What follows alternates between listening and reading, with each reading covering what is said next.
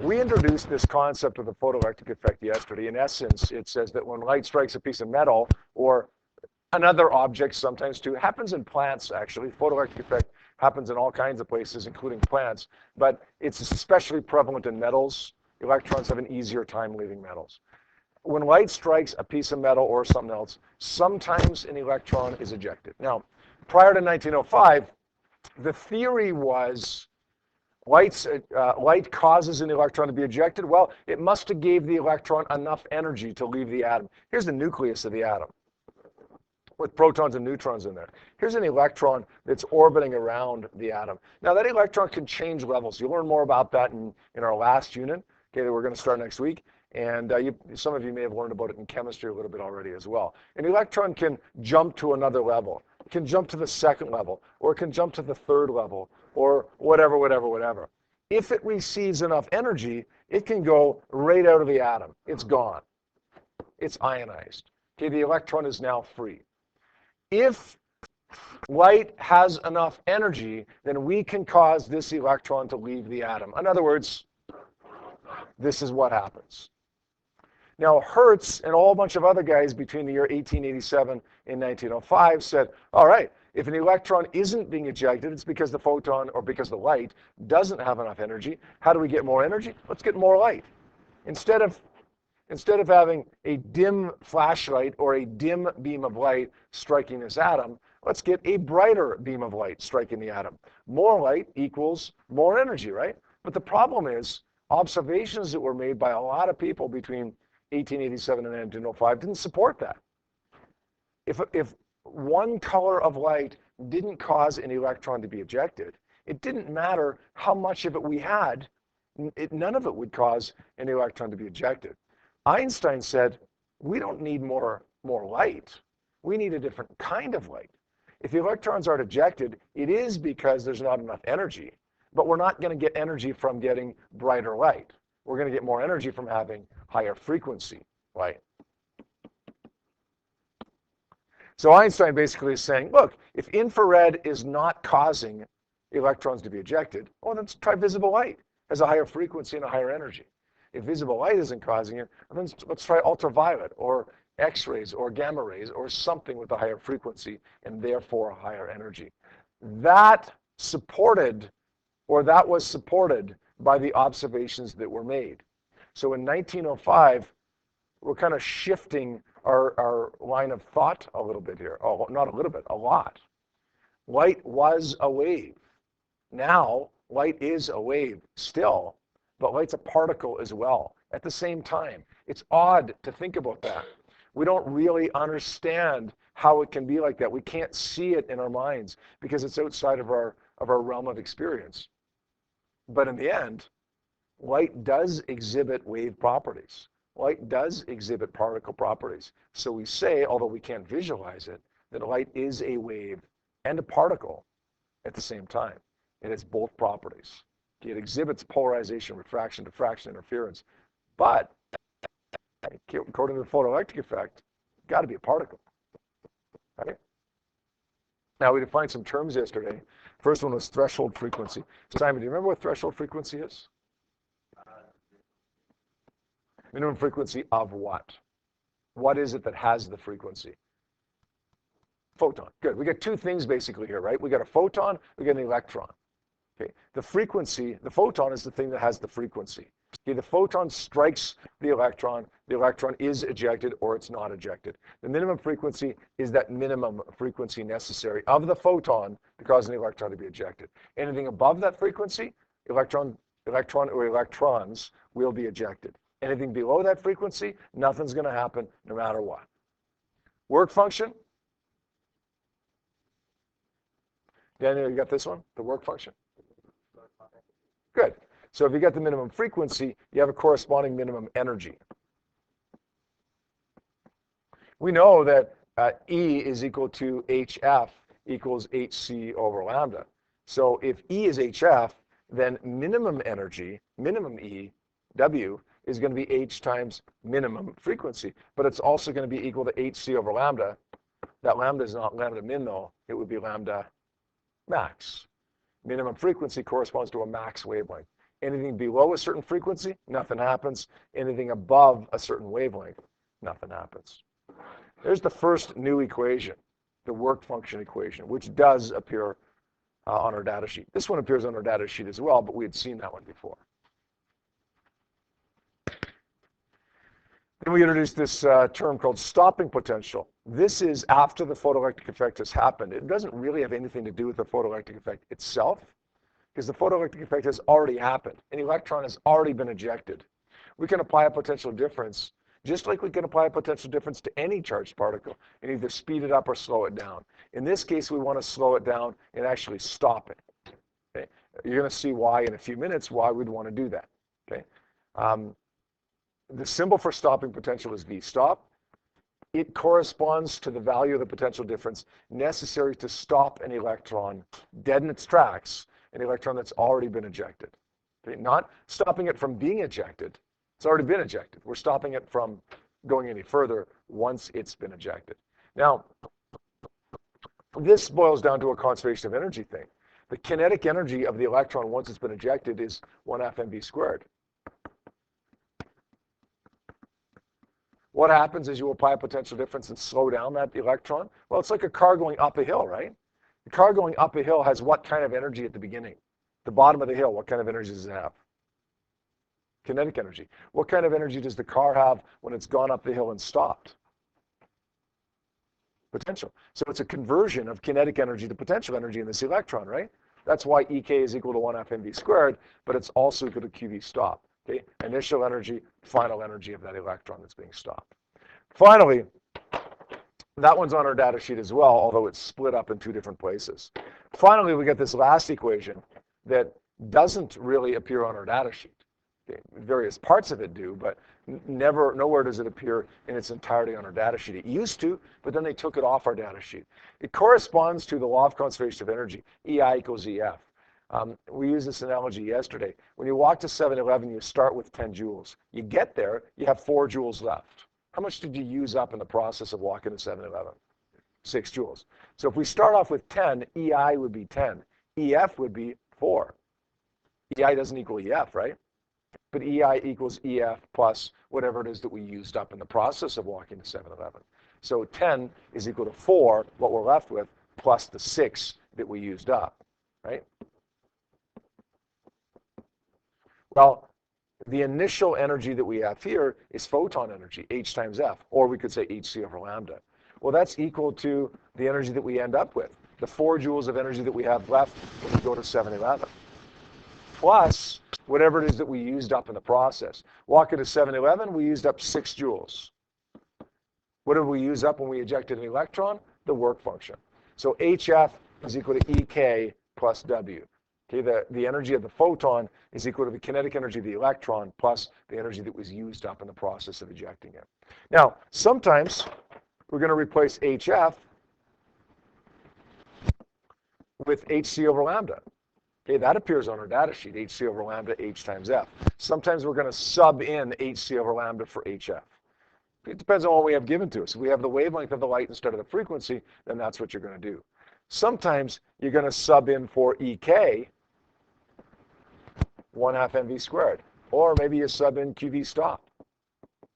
If you're looking for kinetic energy, don't sub it in. If you're looking for the speed of the electron, then sub in 1/2 mv squared. If you're looking for V stop, then sub in QV stop. W is the work function, and that's equal to HF0 or HC over lambda max. So sometimes you're going to sub in HF or HC over lambda max for W. Sometimes you might get a situation where you have to sub in this, and this, all in the same problem. It's not a big deal. Okay, just look at your givens and do what you got to do. All right, 2 more little things, and then we'll take a look at that homework. Most times we're solving a problem, we can use whatever value of Planck's constant we want. 6.63 times 10 to the minus 34 joules seconds, or we can use 4.14 times 10 to the minus 15 electron volt seconds. There are 2 situations, however, in which I cannot use this value. When can I not use 4.14? In other words, when am I not allowed to use electron volts? What are the two situations? If you remember one of them, you're probably going to get both of them here. Maria? Right. As soon as you introduce either of these two equations,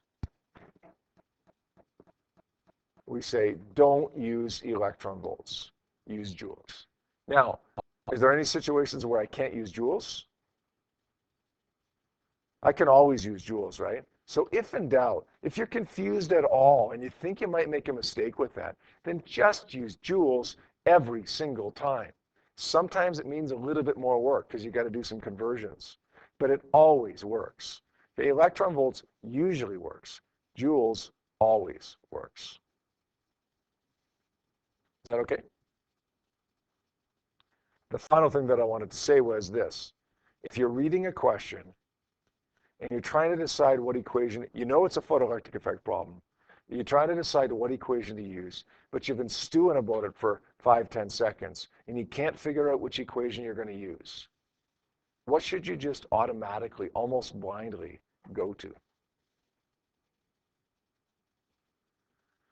The most complicated one, ironically the one that doesn't appear on our data sheet, this one. Okay. Usually if you're going to use this one, it's pretty obvious pretty quick. Same for this one, same for this one. Okay. This one, for whatever reason, sometimes gets a little bit confusing. If you're reading a problem and you're not sure what to do, write down this equation and then go from there. All right, 3 sets of homework last night, 3 pages of homework. Page 716, 718, and 719. Any issues on 716? Are they all good? Tom? Number 3? Okay.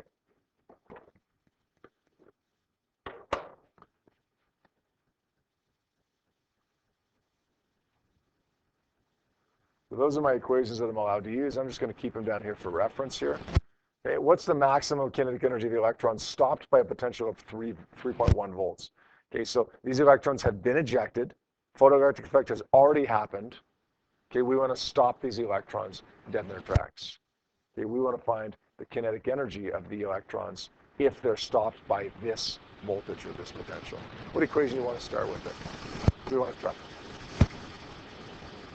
Yeah, let's say EK is equal to QV stop. Yeah, works for me. What value of Q do we use there, Daniel? Good. When you're dealing with a charge here with photoelectric effect, it's always 1.6, right? Because it's always the charge of an electron. 1.6 times 10 to the minus 19 coulombs times V stop is 3.1 volts. I'm not sure what that works out to be, but it's a pretty straightforward question at this point. Tom, does that make sense? Okay, what are the units for that going to be, by the way, guys? Daniel? Anybody? Joules. Always joules when you're using QV stop, right? Always the standard units. Next set of homework was page 718. Any issues with those ones?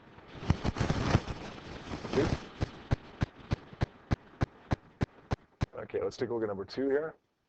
Let's put in the equations again for reference here. Number 2 says blue light of wavelength 410 nanometers strikes a metal surface for which the work function is 2.1 electron volts. What's the energy of the emitted electron? A couple questions that I want to ask you here. First of all, that 410 nanometers is a wavelength, right? Okay. Is that lambda or is that lambda max, the threshold wavelength?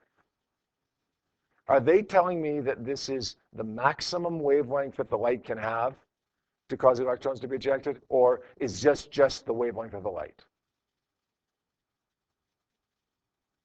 The photon has a wavelength of 410 nanometers. They're not saying anything about a threshold here.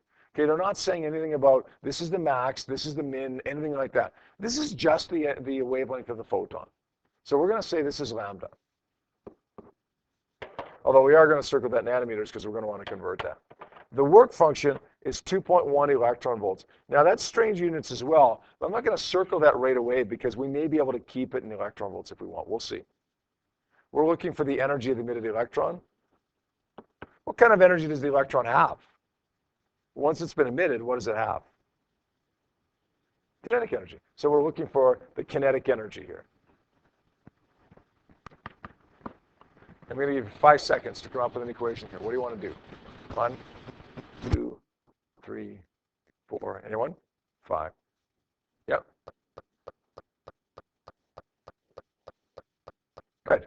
Okay, so Maddie got that within the 5 seconds. Most of you didn't raise your hand on that. If you're not sure what to do within 5 or 10 seconds, then use this one, right? This is the most complicated one, so odds are if you can't figure it out right away, you're going to use the most complicated one. HF is equal to EK plus W. Now, HF is going to be replaced by HC over lambda because we have the wavelength, not the frequency here. EK, we're not going to replace that with QV or 1 FMV squared because we're just looking for the value of EK.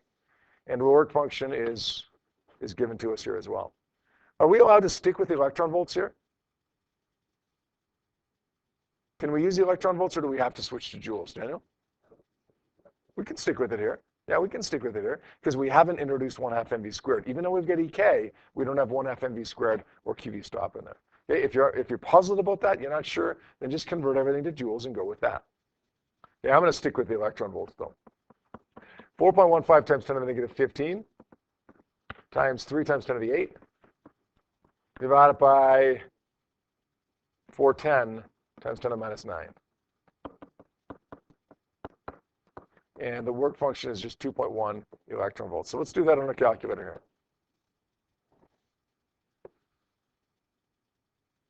Let's say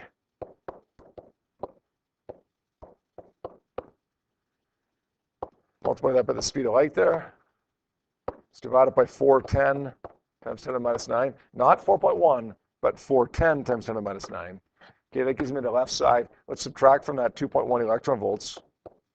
That gives me the max kinetic energy, which is 0.929. Anybody else get that? They have 0.932. Anybody else get 0.929? Yes? Okay. Yep. Number 1? Yep. We okay with this? Can I erase that one now? Okay, number 1 says light wavelength 480 nanometers is just able to produce photoelectrons when striking a metal. What's the work function of this metal? Okay, this wavelength, this is a wavelength, right? But this is going to be a threshold wavelength. We're going to call it lambda max. Why? Because it's just barely able to do it. Okay, whenever you see something like just barely able to do it, or barely does it, or the maximum amount, okay, that's a threshold wavelength. Not just lambda, but lambda max. We're looking for the work function, so we're going to say, Bailey, go down here, work function, lambda max. Let's use this one, right? HC over lambda max. Now, what do you want to do? 6.63 or 4.14? Doesn't really matter. If you're looking for the answer in electron volts, then you're probably going to do 4.14. But you can use 6.63. You just get an answer in joules if you do that. Does that make sense? Careful here with lambda as well. It's a lot of people go 4.8 times 10 to the minus 9. It's 480 times 10 to the minus 9, right? Right. Okay, you had one more bit of homework here, and that was on page 719. Any issues with those questions on 719? Yeah. Number 2. All right, so, let's take a look at 2 and 3, actually, because 3 kind of goes along with it.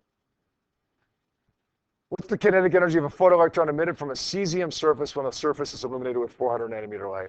There's a table in your textbook that lists the work function of a whole bunch of elements, including cesium. Does anybody have what that is? The work function of cesium? 2.10, and that would be electron volts, I assume, yeah. All right, so we're looking for the kinetic energy of the electron that's ejected. This is wavelength, but this isn't the max wavelength or the wavelength that barely causes it. It just says, here's the wavelength. So it's not lambda max. It's just lambda. Now, put our equations down here again for a second. Which one do you want to try? EK, W, lambda. Where are you? Okay, so we're going to use the one that doesn't appear on our data sheet, which starts with HF is equal to EK max plus W. Okay, and you correctly said, well, look, we don't have F, we have got lambda, so let's make it HC over lambda. equals EK max plus W. What do we got here? We got a work function in electron volts. Can we stick with electron volts, or do we need to convert that to joules? Kirsten? We can keep it. Yeah, we can keep it. We're not using 1 FMV squared or QV stop here. We can keep it, although you can convert it to joules if you want. I'm going to stick with the electron volts because it's a little bit less work.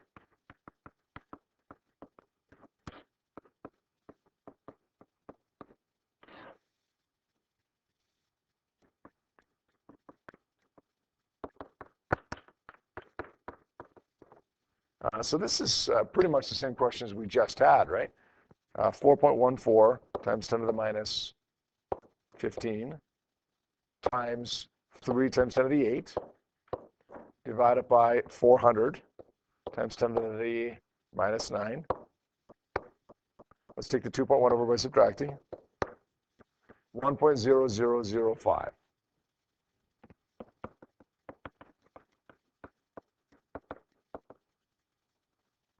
And that would be electron volts, right? Because we used 4.14.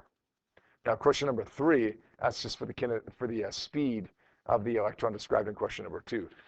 To find the speed, we're going to say in question number 3, EK is equal to 1 FMV squared.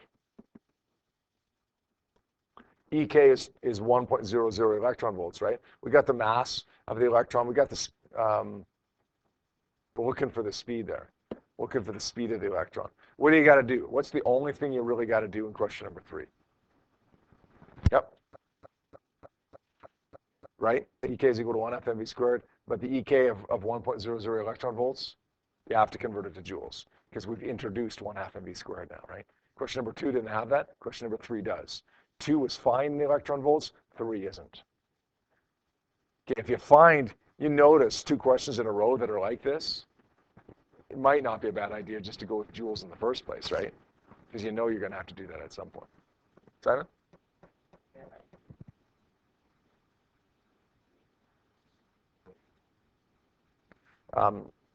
Between max wavelength and wavelength, or between min frequency and frequency. All right. So there's 4 terms that we sometimes kind of get mixed up there, right? Frequency, min frequency, lambda, max lambda. Here's the thing. If you just have a photon of light, forget about frequency wavelength for a second. If you just have a photon of light and it's not giving you any indication that that's the amount that's required to cause something, it's just, here's the photon of light, then it's either F or it's lambda. And you'll see whether it's F or lambda. You won't get those 2 mixed up. You'll just get F and F0 mixed up, lambda and lambda max mixed up. But if it's just talking about the photon of light, okay, it's F or it's lambda. But if it's talking about the photon of light that's required to cause an electron to be ejected, or the minimum amount or the maximum amount, that's when you start going to deal with F0 or lambda max. Okay. Let's say you go to McDonald's and you want to buy lunch. Okay. And I said to you, Simon, the minimum amount of money that you can have at McDonald's to buy lunch is $6. Okay. That would be the threshold money, because it's the minimum amount that's necessary to go to McDonald's, right? But if I said, Simon, here's $6, go to McDonald's. I'm not telling you anything about the minimum amount necessary, right? I'm just saying, here's the money. Okay? Here's the photon. If you're given an indication that you need this amount, you need this wavelength, or you need this frequency to cause something to happen, threshold. If you're just told, here's the money, or here's the wavelength, here's the frequency, then we're not going to put that little subscript by it. Does that make a little bit of sense?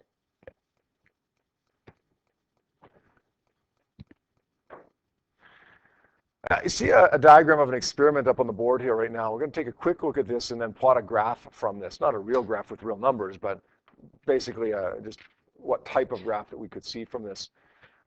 We got a power supply here. We got an ammeter. Ammeter, by the way, measures electric current. So if you get an electric current, the needle shows something. If you don't have an electric current, Devin, the needle shows nothing, right? Here we've got this evacuated too. That means all the air is taken out of it. So you don't have air being ionized to mess things up, or you don't have dust particles in here to mess things up, whatever. It's just the photoelectric effect is the photoelectric effect, nothing to mess it up, okay? You got these photons that are coming in. These photons are all above the threshold frequency, so they're going to cause the electrons to be ejected if they strike something that has electrons that can be ejected. Here's my electron-emitting metal surface. So these photons are striking these electron-emitting metal surface, and the electrons are being ejected. Okay, the electrons are going like this. What happens? Well, the way that I have the power supply hooked up, okay, I could draw it like that if I wanted. This is the positive terminal, therefore this would be the positive collector. This would be the negative side right here. This positive is attracting these electrons towards it. So in other words, what happens? Well, these electrons get attracted towards it. They go through here, and they actually end up forming a circuit. We know that the electrons are going through there because the reading on this ammeter goes up. Okay, we get a higher reading on the ammeter. There's more electric current because we get electrons flowing through here that were produced or liberated, I should say, from this metal surface by the light striking it, right? Let's reverse it now. Let's change the power supply around. Let's make the power supply like this.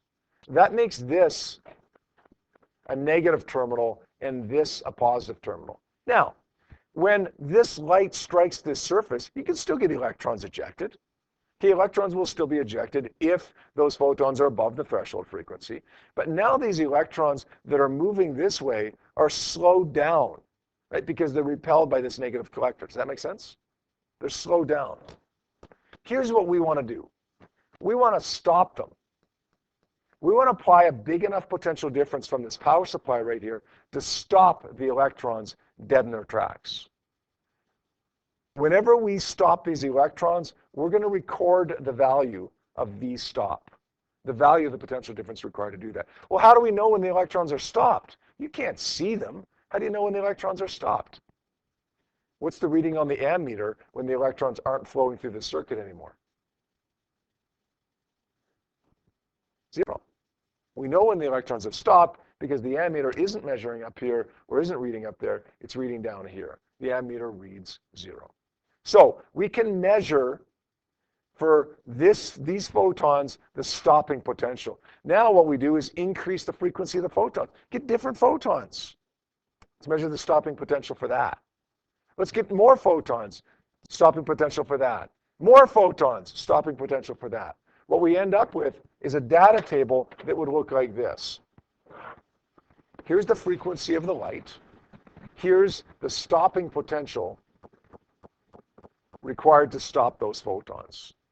We would create another table, F versus EK. Where does the EK come from? It's just QV stop. So if we have V stop, then we can calculate EK pretty easily. What do we do with this? We plot a graph. Let's plot a graph. The graph that we end up plotting will look like this. The maximum kinetic energy of the ejected electrons versus the frequency. And the shape of that graph is always going to look like this. Always. Now, the reason that I've drawn my y-axis all the way down to the bottom of the page here is because we sometimes extend this line back here. We wouldn't actually collect data back there, but we can extrapolate it back there, if that makes any sense. So this is, the solid line is the data that we've actually collected. The dotted line is the extrapolated data. Okay, so the y-intercept would be negative something. What can we determine from this graph? What can we get from this graph? Well, let's use the graphing skills that we've used over several activities that we've done now. Okay, we got a straight line graph. Every time we have a straight line graph, it's represented by the equation y equals mx plus b. The y-axis here is kinetic energy. M is the slope of the graph, straight line graph. The x-axis is the frequency. Oh, wait, there's a y-intercept this time. In all those equations that we've done on our labs, we haven't had a y-intercept, right? First time, got a y-intercept. Don't panic about that. Don't worry about that. Just put b in there. Because remember what you do next? Get an equation from your data sheet, or in this case, one that actually doesn't appear on your data sheet. Has EK and F in it. How about this? That has F and EK in it, but let's rearrange it to solve for the same variable. EK ends up being equal to HF minus W. Cross off things that appear in both. You guys remember this process? You've done it quite a few times now, so it should be becoming somewhat familiar with you. What am I left with? The slope is equal to H, Planck's constant. You're doing an experiment, you want to find the value of Planck's constant? Do this experiment and calculate the slope of that graph. Okay, the slope of the graph is Planck's constant.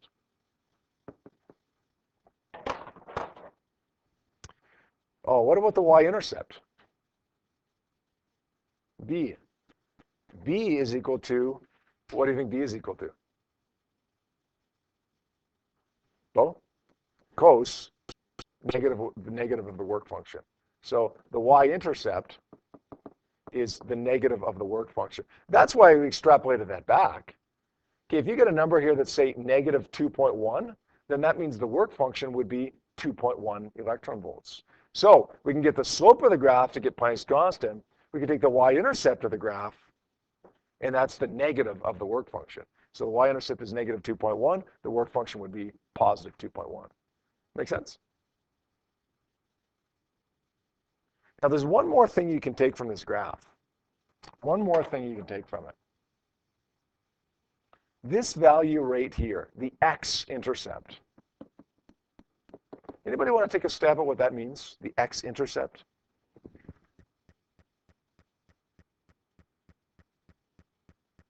Think about it.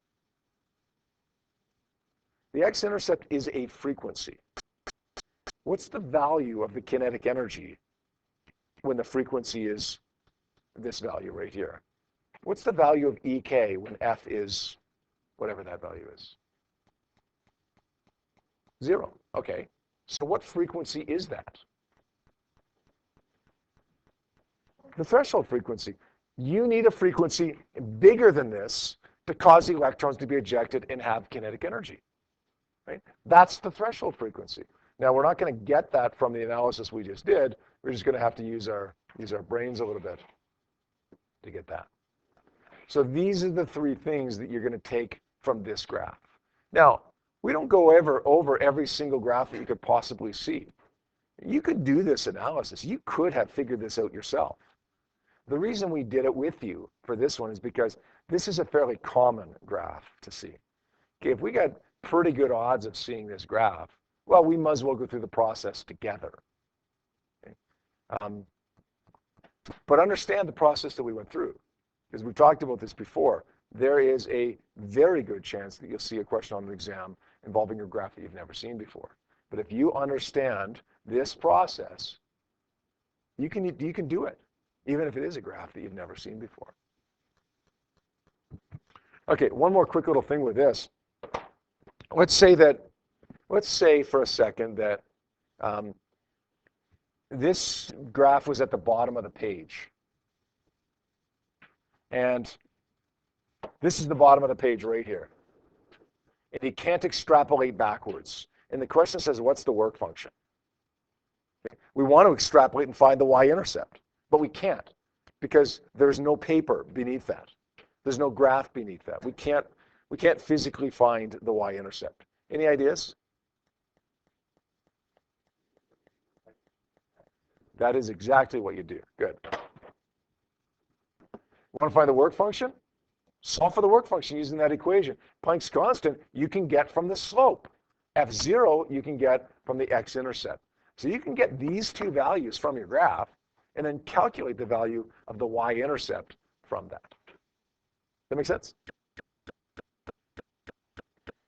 It's quicker to take the y-intercept than it is to calculate a slope and then to calculate the work function from the slope in the x-intercept. But if you got to do that, go ahead and do that.